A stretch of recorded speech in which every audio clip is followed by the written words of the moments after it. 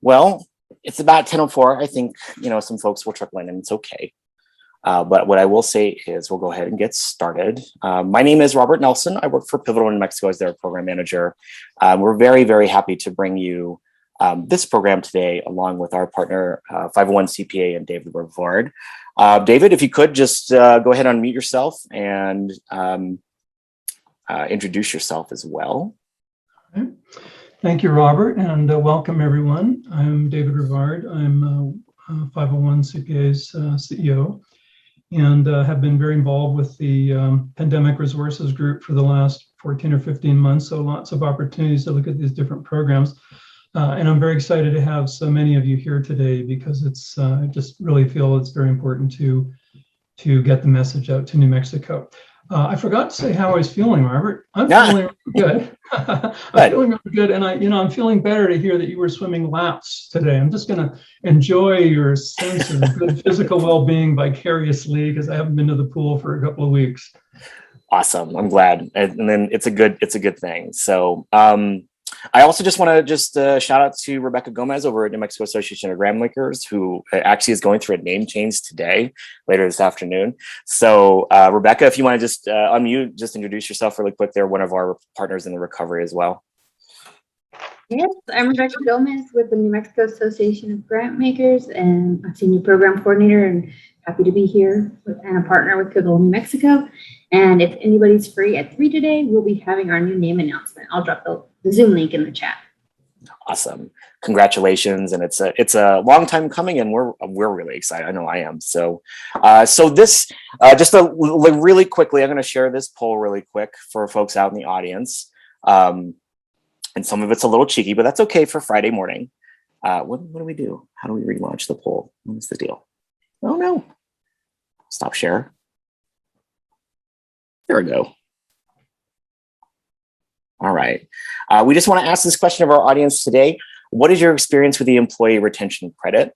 Never heard about it. I've heard about it and need to learn more. I've applied previously, but still need help navigating the system. I'm an expert and could help others succeed. And just for anyone who's paying attention, Battlestar Galactica is the best show ever created. Yeah, just to make sure folks are paying attention and often engaged. I know these polls sometimes I see them and they're like, wow, they're so boring. So yeah, always good to have something in there just to make sure people are up and at them. Look at that, people are joining us. All right, awesome socks.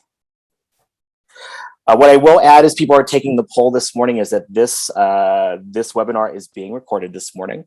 We'll also make sure that the slides and the chat are available after the webinar is over through email. So for folks who registered over Eventbrite, we'll make sure that when we send the email out, we'll have links and a PDF to download of the slides and everything like that. So looks like 66% of people have answered the poll. For folks just joining us, I know you probably got the link and everything like that. We're just doing this really quick poll. If you can't see it, let us know. But the question is, what is your experience with the employee retention credit? I've never heard about it. We have about 50% of people who have not heard about it. We have about 40% of people saying I've heard about it and need to learn more. We've got 10% saying I've applied previously but still need help navigating the system. And one person says Battlestar Galactica is the best show ever created. That's not me. It's not a plant. It's out there. And I can't believe that was almost 20 years ago when the reboot happened. Oh my gosh. And even longer for the folks who remember the original series in the 80s. Oh my gosh. So I'm also dating myself here, even though I'm only 41 years old. So anyway. Robert, you should have come with some Battlestar memorabilia. I know, right? Like maybe a quiz or something like that. I don't know. Or just a helmet. Maybe I don't know. Yeah, maybe I don't dress up. I'm not sure. So damn Cylons. Anyway, it looks like 80% of people have participated in the poll. We'll leave it open for just a few more seconds. For those of you just clicking into Zoom today, 86%. Awesome. We'll close it here in just a few seconds. But thanks everyone for giving us an idea of who's out there in the audience today. Really appreciate you. If you're just joining us on the Zoom call, you always feel free to introduce yourself if you haven't yet. Your name, your organization, your pronouns, how you're feeling today. It's Friday. It is Friday. Thank gosh for Friday. Oh my gosh. So anyway, So just final results. We're going to end the poll and share the results really quickly. So it looks like we have half of the folks out here in the audience today have never heard of the Employee Retention Credit Program. That's good news for us. That helps us a lot. I've heard about it and need to learn more. That's about 38%. So over a third of y'all have heard about it at least. And only one person has actually applied for it and still needs help navigating the system. That's cool too. So we're gonna go ahead and stop sharing that. What I will say too, as we are going through this presentation today, if you have questions for any one of us, for David specifically, because I know he's our expert here, I could feign expertise, but maybe just for like a few minutes, and that's about it. But it is a very complicated subject today. So I want to make sure, folks, if you have questions, please lift them up in the chat. We'll try to make sure that if we can pause, we can answer questions as best as we can. And then when we do, if you do have questions, make sure that you leave your, if you need extra follow-up, send us your email information so we can follow up with you after the webinar today. So with that, I'm gonna pass it over to David and just remove myself from the spotlight. And David, you're welcome to share your screen and we can go ahead and get started. Okay, thank you, Robert.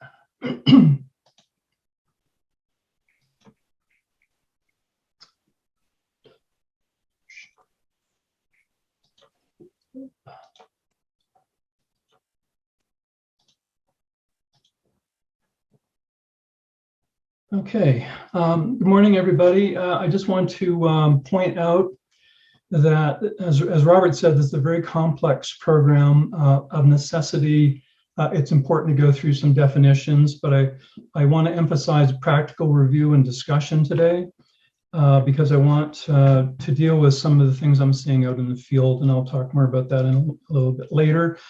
For those of you that don't know us, we are a 501c3 organization, the only 501c3 CPA firm in the country, as far as I know. We started in Albuquerque as nonprofit back office resources in 2011, reimagined in 2018 as 501 CPA, with expanded goals of really trying to make professional financial administration services available all across the state to nonprofit organizations. And we are 12 people, accountants, payroll specialists, and we work exclusively with nonprofits providing the services that you see. So we are having our 10th anniversary next month. So today, we are going to review rules. So overview, some of you haven't heard of the program, so this is good. You need to learn some rules. So when we're talking, you'll have some understanding of the things that we're talking about with respect to the eligibility criteria, how you qualify for this plan, how you measure gross receipts, which is one of the eligibility criteria. And I say think like an auditor. That's really important that you understand the care that auditors take when they look at gross receipts measurements. And don't worry, I'll be here with you, no reason to be afraid. Qualified wages and calculation of the employee retention credit amount. So we'll go through that. How to claim your credit, a little bit on that. Q&A and problem solving. I want to emphasize that as we go along through the different slides, I invite your questions. I think it's very helpful to have questions on topic as you go, but there'll also be time at the end for specific questions about maybe things that your organization is going through and that you're not clear about. And then we'll have a recap at the end and provide you with some resources. I want to say also that this is a complex program. I'm not going to know all the answers. And if there are people in the audience in the room today that have some experience with a question that I'm not sure about, welcome your comments. Otherwise, I've asked Robert to just make a note of anything that wasn't able to really answer, wasn't sure about. And I will try to follow up with the group and provide some research answers after the fact. So overview, retention credit overview. It was introduced as part of the initial CARES Act provisions that came out in response to the pandemic. And about March, actually January 2020, really implemented March 2020.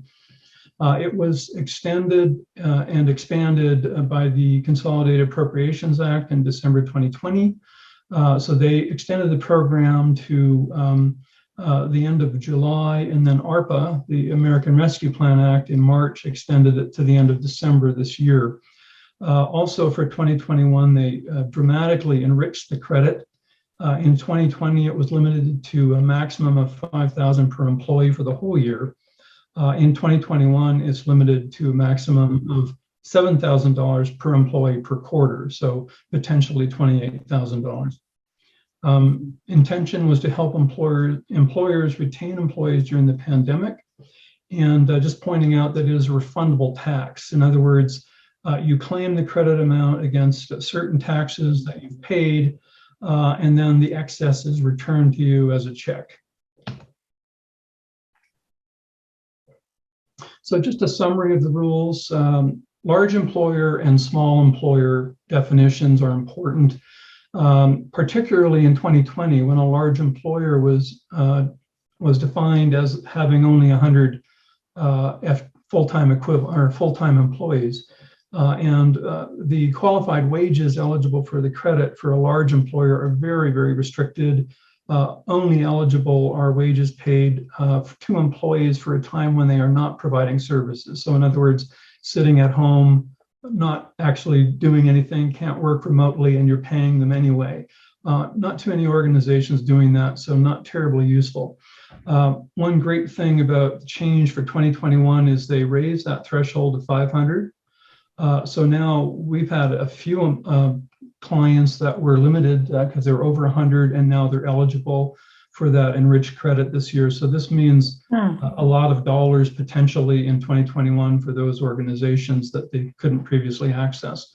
The other change that was made in December 2020 is that previously the PPP loan and the ERC were mutually exclusive. So if you had a PPP loan, you couldn't claim the credit, and vice versa. They changed that to allow you to claim the credit and the PPP loan, just not the same wages for both. So you can't double dip on those.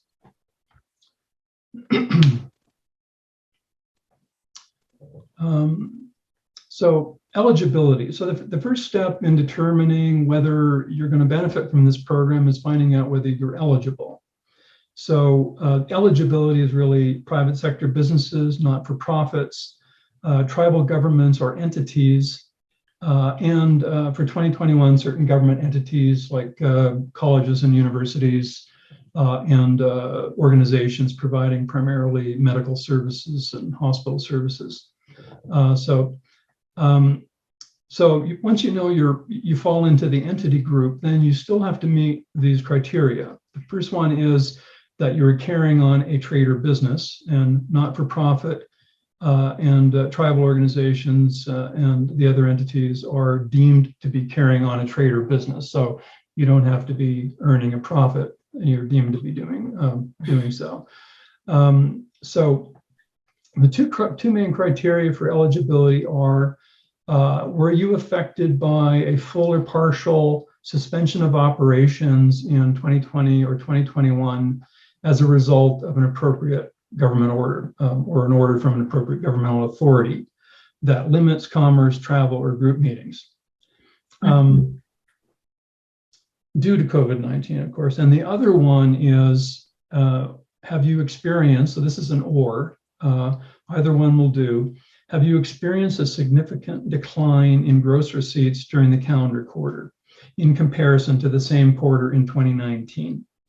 And if you didn't exist in 2019 or all of 2019, there are special rules to allow you to use other quarters or even a 2020 quarter in some cases. So measuring gross receipts is also challenging. Once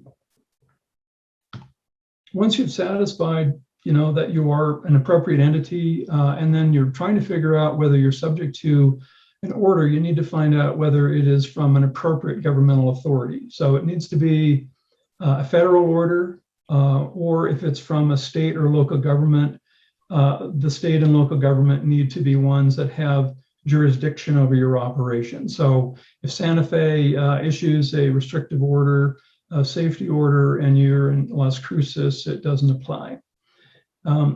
So the order must limit commerce, travel, or meetings for these purposes, commercial, social, religious, or other purposes, due to COVID-19. So there has to be due to COVID-19.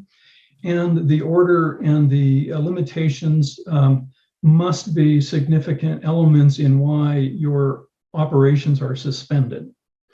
And so you need to be able to make that link. And I'm pointing out at the bottom here that the IRS, in IRS notification, and you could use that link to find it, there are many good examples of what constitutes an appropriate government order, and also what constitutes a shutdown that is, eligible. And so there are all kinds of variations on the theme, different questions, different combinations of situations that people are asking about. So it's a very rich resource for you.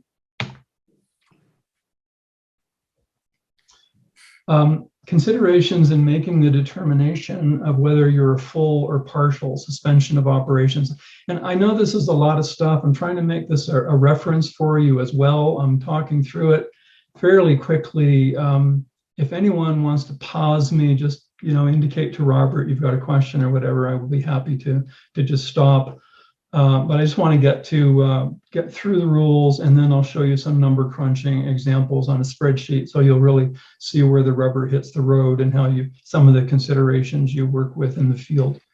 So back to the slide, essential and non-essential businesses. So you'll have seen government orders like early childhood organizations, for example, childcare, that partially is an essential business, providing services to essential workers, the children of essential workers, and maybe partially not an essential business.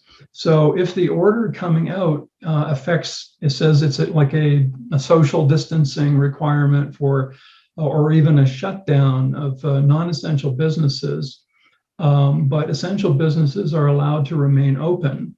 And if the essential business it only operates an essential business, it's considered not to have a shutdown unless there are other factors, like let's say the order limited operating hours for an essential business. So you could only work half time, or perhaps social distancing means that you could only have so half of the clients that you would normally have. Things like that can be considered.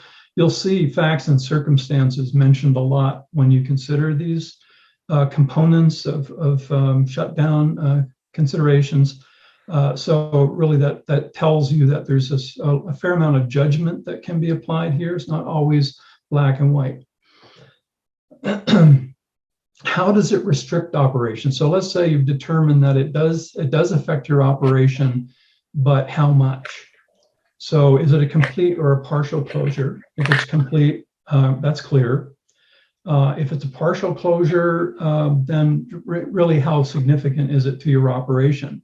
And even if it is significant to your operation, are you able to basically transition your operating activities to remote?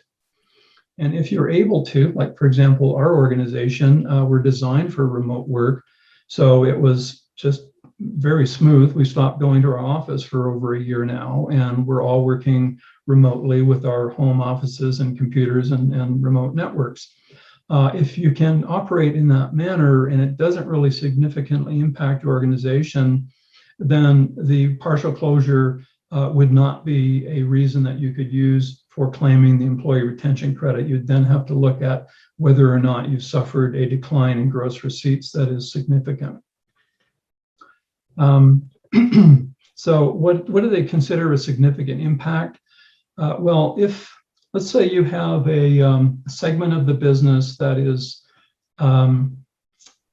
closed or impacted by the order, and that segment, you then need to look at whether the segment has a significant component of your total operation. So for example, if you're a wildlife center and your main thing is that hospital services and educational services, but you also have a small segment of the business that involved giving tours of your facility.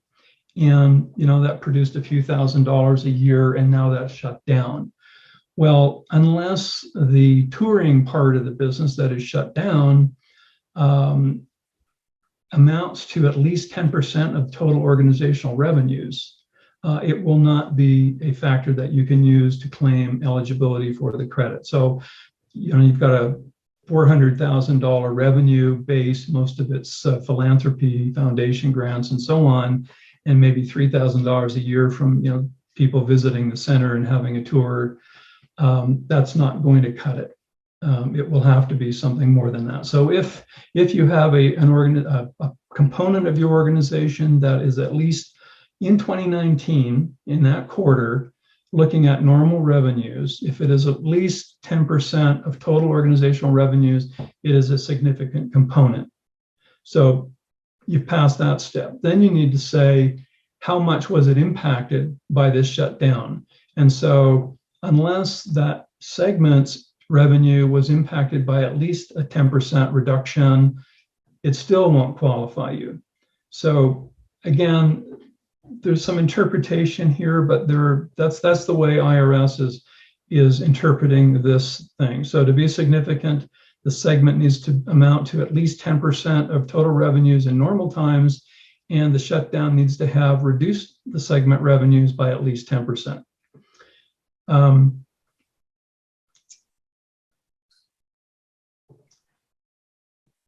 think that's that. I'm going to just pause. Robert, any questions at this point? Is everyone confused, or are we tracking here? I'm trying to put it in lay terms as much as I can. I know it's an awful lot of stuff. It really requires some reference, and also I think some professional advice for some parts of this. But anyway, I'm trying to give you a foundation. I'm not trying to overwhelm you, but these are the rules, and you need to understand the complexity involved. And hopefully this can be a reference for you. Anything, Robert? There was a question.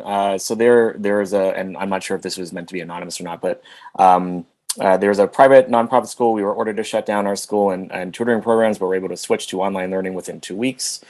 Do we qualify for the first criteria? Our early childhood school was shut down for longer.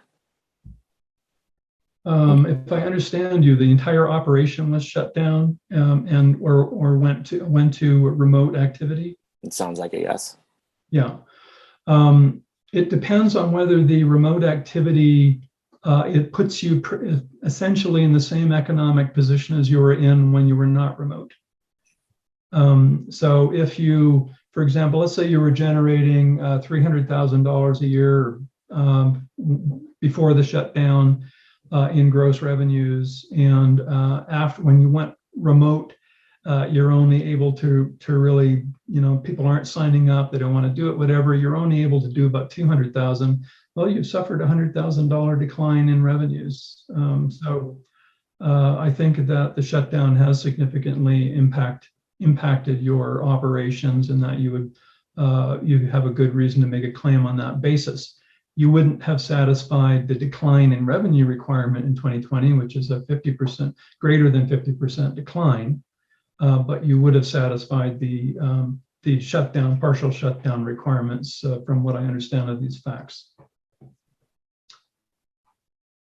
If there's a follow-up, I'll be happy to deal with that. But this slide is moving on to the second criterion for determining eligibility. So if the partial or full shutdown hasn't done it for you, you can still look at whether you have in 2020 suffered a decline in gross receipts as compared to the same quarter in 2019 of greater than 50%.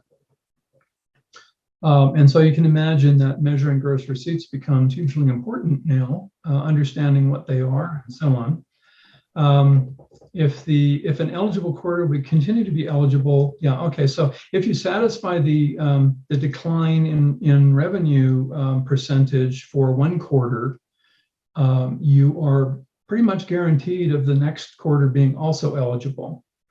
And so because the definition for 2020 on this criterion is that once you have hit a quarter where you have met the greater than 50% decline threshold, you are eligible for the next quarter and the next one until you reach a quarter where your revenues climb back to greater than 80% of the same quarter in 2019.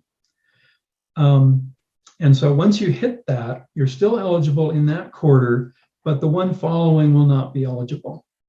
So the example I've given you here is if Q1 of 2020 is only 40% of Q1 of 2019, it's eligible because it's greater than a 50% decline. It's a 60% decline.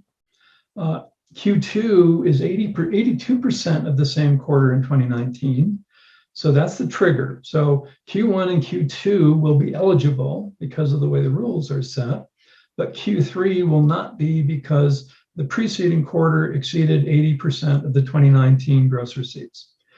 In this case, Q3 is 60% of 2019 comparable quarter. And so you were able to claim the credit for Q1 and Q2 of 2019.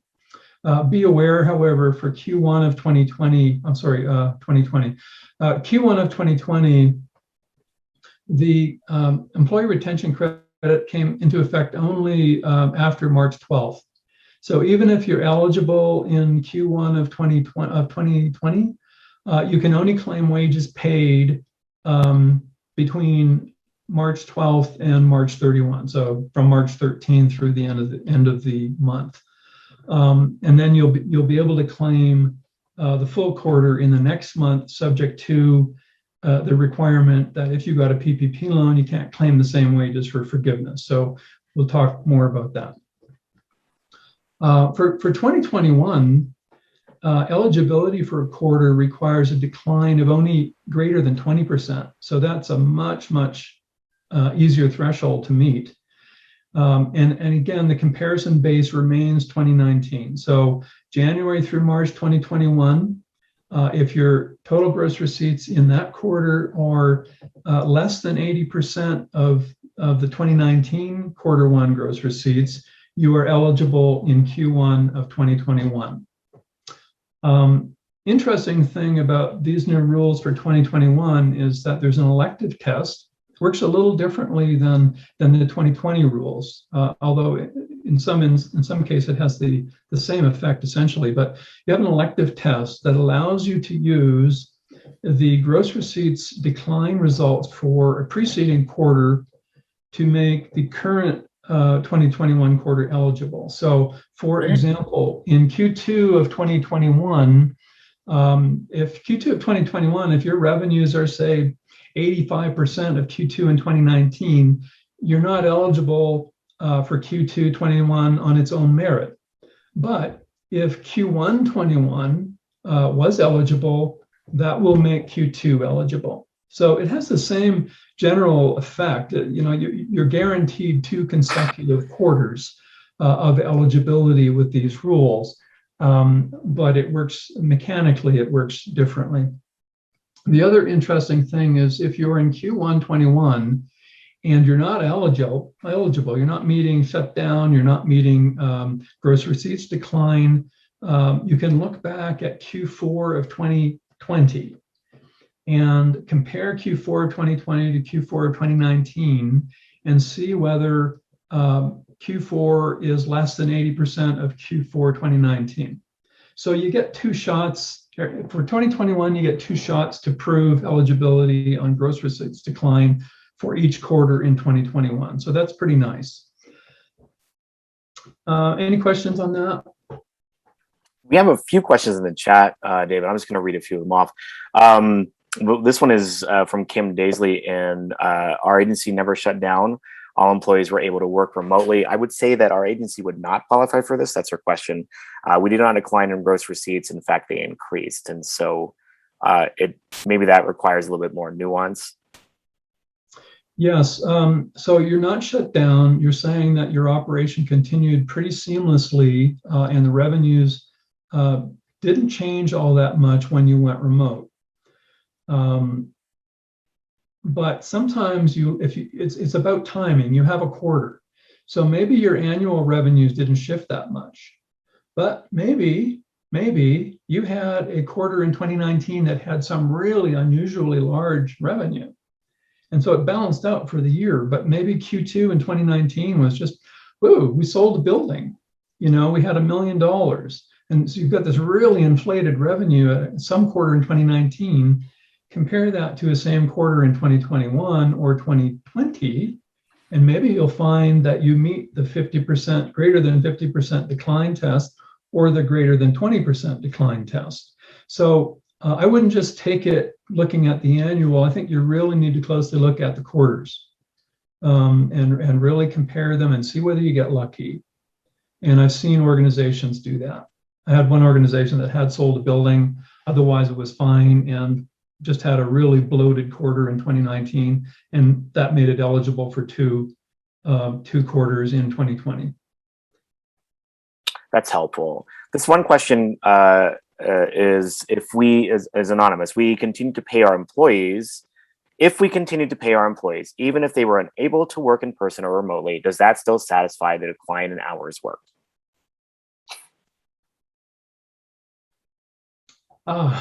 Yes, that reminds me, I forgot to mention that. The significance can also be a decline in hours. That almost sounds like you would actually satisfy the large employer constraint. Yes, if you're continuing to pay wages, if you're a small employer, wages are wages. It really, are you eligible? And the eligibility tests are shut down and gross receipts decline. That's what will make those wages eligible. Last one. Thank you for that. I appreciate it. Last one. This is from Tawana Raup from in the chat. For nonprofits, we receive donations and fees for service. Are donations or other COVID-related grants to be included in the calculations, or is it just the income for services? It's all income. It's gross receipts. So it's everything with the exception of PPP loans that are forgiven. They can be excluded. Shuttered venue grants can be excluded. I know, just mentioned that the restaurant revitalization grant revenues can be excluded. Yeah, I think that's really it. So it's just looking at the safe harbor rules. It sounded broader when it first came out. I thought when it said federal pandemic support can be excluded, I thought that would include EID advances, non-repayable EID advances. And also, some of you may recall the New Mexico Finance Authority administered CARES relief grant that was issued back in December. I thought they would be excluded, but I can't see anything that allows that. And basically, it's your gross receipts as you would normally report them on your 990. So there's certain things that are excluded. We'll look at that in more detail coming up. But you can exclude PPP loans and SBOG grants. Awesome, thanks, and thanks everyone for continuing to answer or ask questions in the chat. We can continue to do that too. This is really helpful. Okay, great. I'll move on to the next one then. So just a quick test here. So for 20, how do you apply these rules? So we have Q1 of 2020. Was there a full or partial shutdown? No. Were they eligible to the shutdown order? No. What was the percentage of Q1 gross receipts related in relation to 2019 Q1? 55%? No, it needs to be less than 50%. Q2, yes, there's a shutdown order. Yes, they're eligible. Gross receipts are also less than 50% of the comparable quarter, so they're eligible based on gross receipts as well. And so Q3, the order has been removed. They're no longer eligible based on a government order. Gross receipts have climbed back to 82% of 2019, but they're still eligible because the previous quarter was eligible based on gross receipts. I will point out to you that the shutdown order does not flow that way. So just because they had a government shutdown order in one quarter doesn't mean the next quarter is eligible. You need to meet that requirement every single quarter. I'll also point out just quickly that wages paid qualifying wage is paid when you are claiming this on the basis of a government order and shutdown. Qualified wages are only those wages that are paid during the period of the shutdown. So if Q2, for example, was shut down only for 2 months of the quarter, then wages paid in those 2 months are eligible, are qualifying. Wages paid in the 1 quarter that was not shut down are not. Whereas if you're eligible in a quarter because of the gross receipts test, all the wages paid in that quarter are eligible. They don't distinguish whether 1 month was down or another month was up. The whole quarter is eligible. Q4 of 2020, again, no government order. Gross receipts have climbed back to, or reduced back down to 65%. But because the previous quarter was over 80% of 2019, Q4 is not eligible. Whoops. Forgot if I click on my screen, this happens. Q1 of 21. So Q1 of 21, remember the rule has now changed to needing to be less than 80% of the prior year's same quarter. So Q1 of 2019 compared to Q1 21, 85% is the relationship, needed to be below 80%. However, we can now look back at the previous quarter results, as I mentioned earlier, and we see that Q4 is below 80%, and therefore Q1 is eligible on the basis of gross receipts. Again, so that was the preceding quarter, and now we'll see that Q2 of 21 is not eligible because it remains above 80% of 2019. The prior quarter is also above 80% of 2019, and so no eligibility in that quarter and no government shutdown. Tricky and twisty.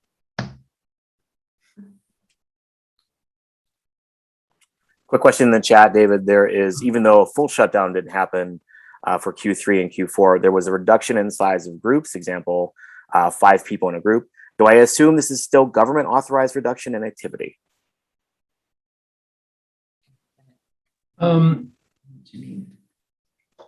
If your shutdown is because of an order, yes, and we're talking about hours. So if the total employee hours have reduced by more than 10%, it could be a significant impact for you. But was it connected to a government order, or was it just, you know, the pragmatism of running your operation and didn't make sense? You really had to reduce staff, and it wasn't because you were forced to do so.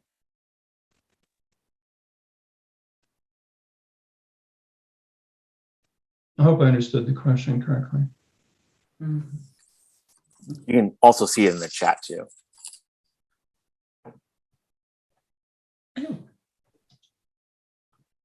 Oops.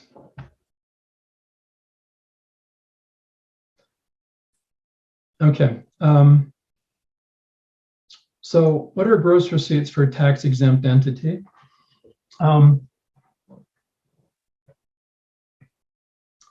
That's interesting. Oh, there we go. Okay.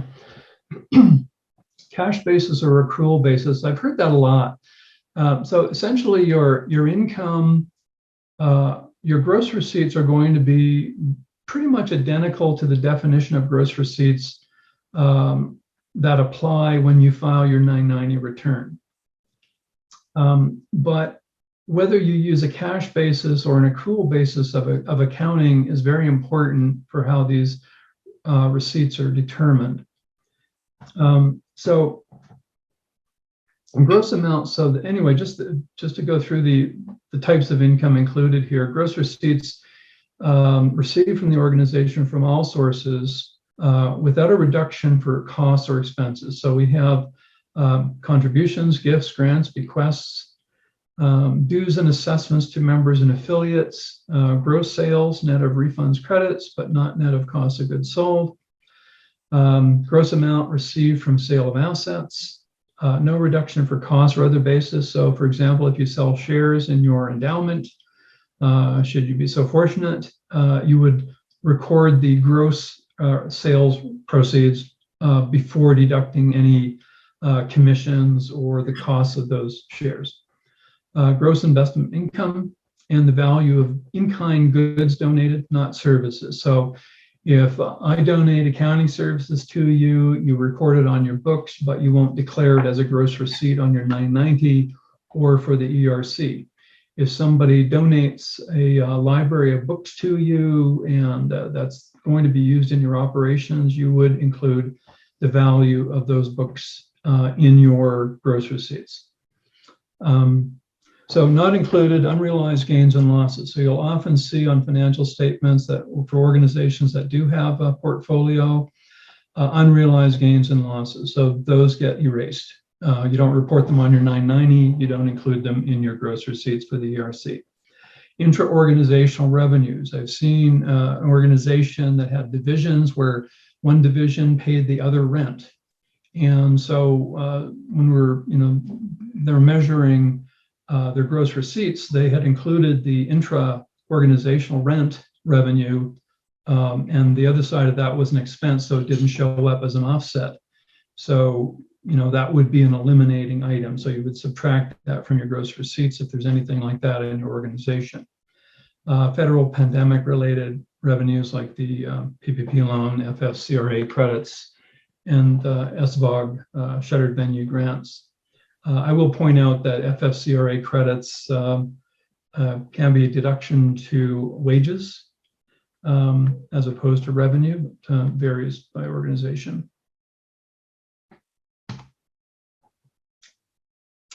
Timing of revenue recognition. So when I say think like an auditor, there are two reasons for that. One is that an auditor will be looking very closely at the cutoff. So if you're subject to audits, you'll know that at the end of the year, they're looking for transactions that occurred after the year. They're looking for transactions that occurred before the year. So they want to see, okay, are you properly timing the recognition of your revenue, in this case, gross receipts? So are you, for example, trying to inflate 2019 or underreport 2020 or 2021 quarters? And the second reason to think like an auditor, of course, you want to understand how they do it because you'll get a good measurement that way. And the second reason is that there's, I have no idea, I have no guidance, but you should assume that you're going to be audited. And you'll really need to have strong evidence of how you reached your conclusions and support for that, how you calculated your qualified wages. Just be prepared. The last thing you want is to have to refund a large employee retention credit 3 years or 4 years or even 5 years from now. So an auditor is going to look at the cutoff, underreporting, overreporting. They'll examine the transactions occurring, as I said, around the end of a quarter or the beginning of a quarter. They'll look at past accounting treatment. So if you've treated things, if you've been on an accrual basis and suddenly you decide you want to switch to a cash basis because an accrual basis would cause you to recognize a grant award in June, but you didn't receive the cash until July, they're going to frown on that very heavily. In the past, you've been accruing it, and suddenly you switch to cash basis, and now you're eligible for the ERC. That will be a no-no. Cash basis or accrual basis. So cash basis, revenues recognized when the cash is received. So if you, but having said that, if you receive cash or a check in Q1, but you don't deposit it until Q2, the proper recognition for that gross receipt is in Q1. You had it in hand, it was in your control, you just didn't get it into the bank. It is a cash receipt in Q1. Accrual basis, GAAP, there's a 4-point test for when revenue can be recognized. So is there evidence of an arrangement? I mean, do you have a contract with somebody that defines what it is that you're doing? Whether there are any conditions associated with it, if you have to deliver goods or services before you can actually earn the revenue, those kinds of things. Is the transaction price fixed or determinable? In other words, a government contract says you need to do some research and produce a report by this time period in order to be paid. And the pay amount is going to be this amount of money. So you know the price that they tell you, okay, well, maybe the timing of that, you can recognize it as you go. So if you're milestones, you can recognize the revenue in part over, 2 quarters or whatever it might be. But you need to know what the price is, and you need to know what has to be delivered to be able to recognize that as revenue. And then it has to be collectible. So if somebody has given you a vague promise, well, you do this for me, and I think I can talk my board into paying you this, not good enough. Or if the organization that you're contracted with is about to declare bankruptcy or is insolvent, not good enough, you can't record the revenue. And I'll tell you, an accrual and cash basis, for an example, if you're on an accrual basis and somebody makes a 3-year pledge, so they're going to donate $100,000 a year over 3 years. If it's unconditional, generally accepted accounting principles require you to book the revenue when you receive the unconditional pledge, assuming that substantial organization, collectability, all that kind of stuff. You can discount it using cash flow timing methods. In other words, you use a discount method to get to present value. So the 3rd year's 100,000 is discounted over 2 years of interest, but you're recording a discounted perspective on that whole pledge in that particular year or quarter that you got it. On a cash basis, you're only going to record 1/3 of that pledge when you get the cash. So quite a difference.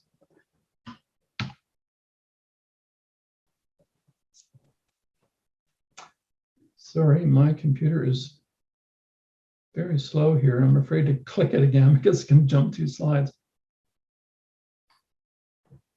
Well, there we go.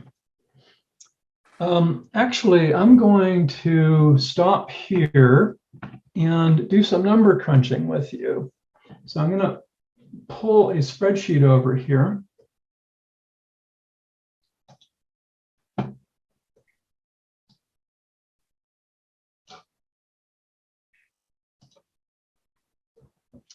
So this is one way of parsing out the quarters. So here we have gross receipts for every quarter in 2019.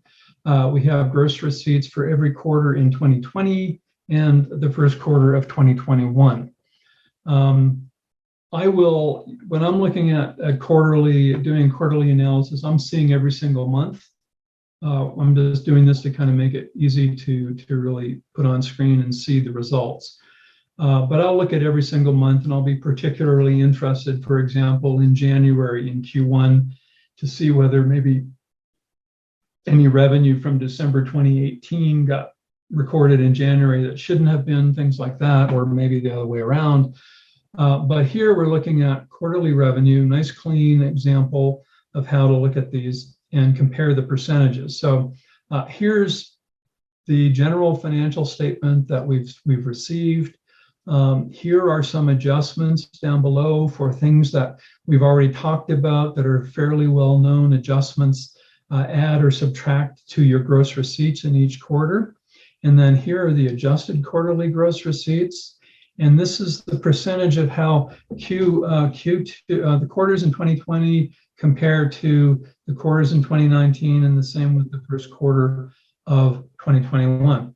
So I've highlighted a few things that require some attention. In this case, you can see Q1 of 2021, we had the PPP loan. This is PPPL1, first draw, was forgiven and recognized in Q1. So that gets removed from Q1's gross receipts, pull out $60,000. Down here we have, I'll jump around a little bit. Down here we have donated services. Remember that I said that donated in-kind services do not get counted in gross receipts. So down here, we're taking out all of these donated services for these quarters and reducing respective gross receipts. And that applies pretty much uniformly through all the quarters. We then have unrealized gains and losses. Those get pulled out. So if it's a loss, we're going to add it back. If it's a gain, we're going to subtract it. And then we're going to pull out, we're going to pull out net realized gains. So net gains or losses. So net realized gain, here we have in Q2 of 2019, we have a gain of $1,500. And in Q3, we have a loss of $500. So we're going to add them back in or subtract them out, as the case may be. But the reason we're doing that is not because the transaction didn't happen and there wasn't real cash flow.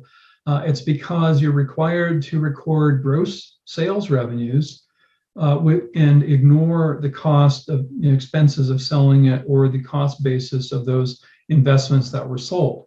So here we had a $1,500 gain. I'm subtracting the gain from gross receipts, but I'm adding back to gross receipts the actual selling price, which was $2,500. In this case, we had a $500 loss on disposition of shares. I'm adding the $500 loss back, and I'm also adding in the $1,000 of actual sales proceeds. So clearly, the cost basis of the shares was $1,500. You only got $1,000, so you had a $500 loss. But sorry, you can't claim that loss. You have to show the gross proceeds. Actually, I messed that up. But anyway, it should have been $1,500. But we'll call it $1,000. Hey, David, with a $500 cost base. Yes. Yeah, this is really great. I just want to flag too that it's 10:55, and I know some folks may have places to go after 11 o'clock. Already? Oh, God. Yeah, I know. This is exciting stuff. I just wanted to ask. I'm terrible at my time management. I'm so sorry. It's okay. I'm willing to go till a half past if people can. But okay, so I'm going to quickly just show you here some important things that you need to know.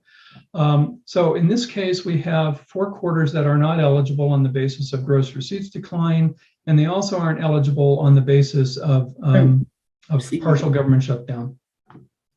I want to tell you how we get to qualification. So in this case, $200,000 was a bequest. Upon examination, we found that the check was actually received. The deposit was made in January. The check was received in December and not deposited. So we're going to subtract that. Oops.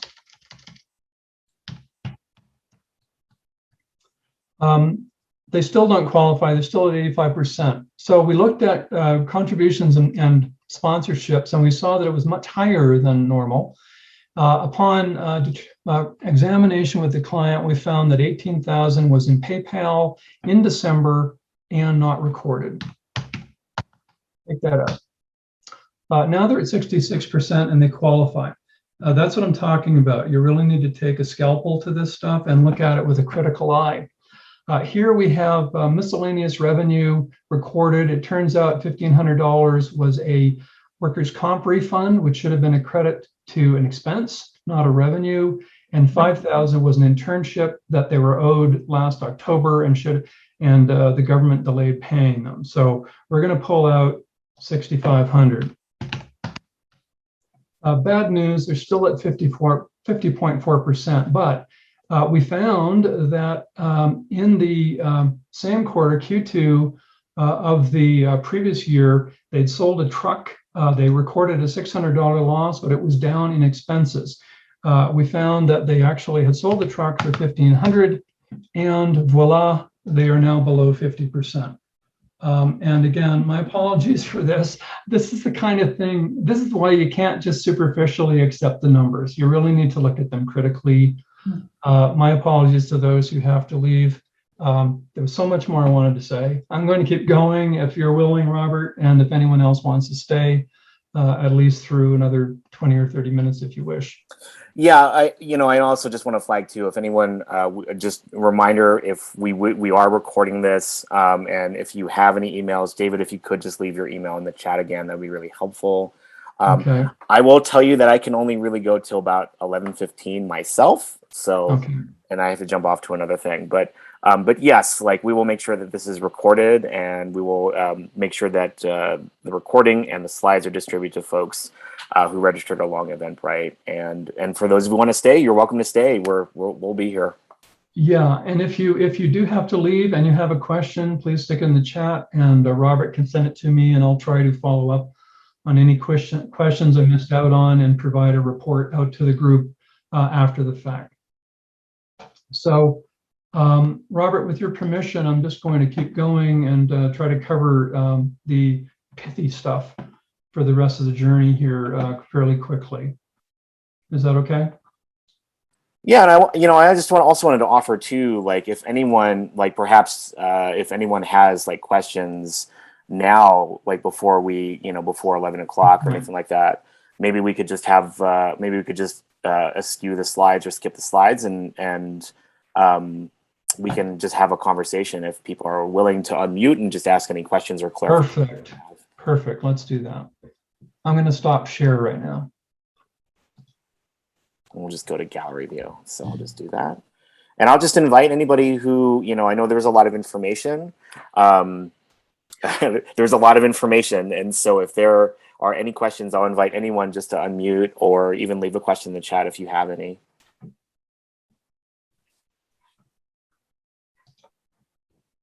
Or we can just continue with the slides too. We can do that too. That's also an option. I will. Is anyone saying they have to go?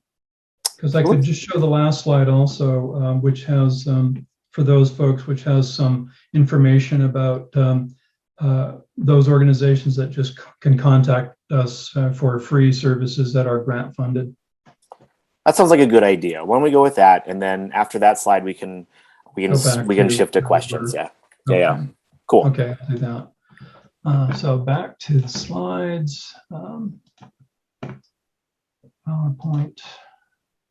Okay, and my last slide here.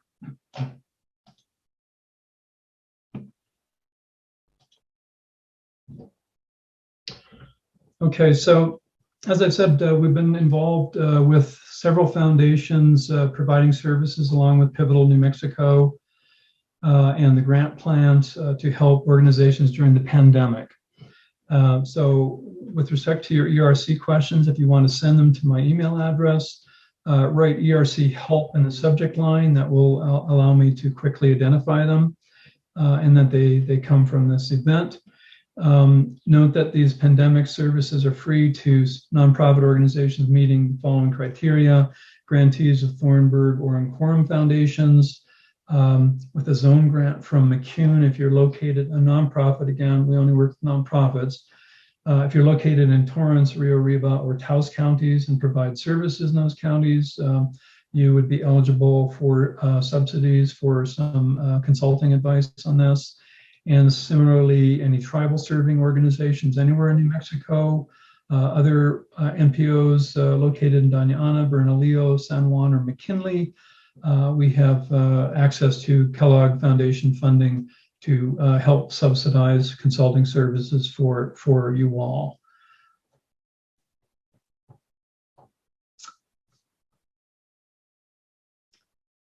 My Awesome. hope is, go ahead. My hope is that and there's a lot of unused dollars here. I'm seeing organizations that are struggling to determine eligibility, how to calculate their credits. They're reaching incorrect conclusions. And there's a lot of dollars on the table. It's relatively easy to get. It's not an application. It's just claiming it on your 941 form or a 941X. And so, the organization I was telling you about with the bequest, they were not going to get anything, and now they've got over $100,000. Really depends on your payroll size, how many employees you have. The 2021 credit in particular is very rich. So I encourage you to look at this carefully, not to be overwhelmed by all the details. People like us and other CPA firms that maybe you work with can help you navigate these requirements. But really, I want to see as many organizations, especially the social services sector in New Mexico, bring in as much federal dollars as they possibly can through this program. David Tawana has a question. Uh-huh. You're welcome to unmute, Tawana. Go for it. Okay, thank you, David. So it said earlier that it was full-time employees. So the only way that you would qualify for this, because we only have one full-time employee in our nonprofit and the rest are part-time. So no, that's incorrect. It's any wages qualify once you're eligible. Any wages qualify. Part-time, full-time, temporary. If they're employees, they have qualifying wages. They're eligible. FTE, when we're talking about measuring small employer or large employer, FTE actually stands for full-time employee, not full-time equivalent. And that it's a different thing from what you're asking, but I just want to point that out, that it's essentially people that work 30 hours a week on average in 2019 or 130 hours a month are counted. Anyone working less than that are not counted for the large employer, small employer, but their wages are still eligible for the credit. Thank you. Thanks, Tawana. Do you have any other questions, or your hand is still raised? Oh, no, I'm sorry. It's all good. And I'll just invite other folks. If you have questions, you can raise your hand, or you can just unmute, and we'll welcome you to ask away.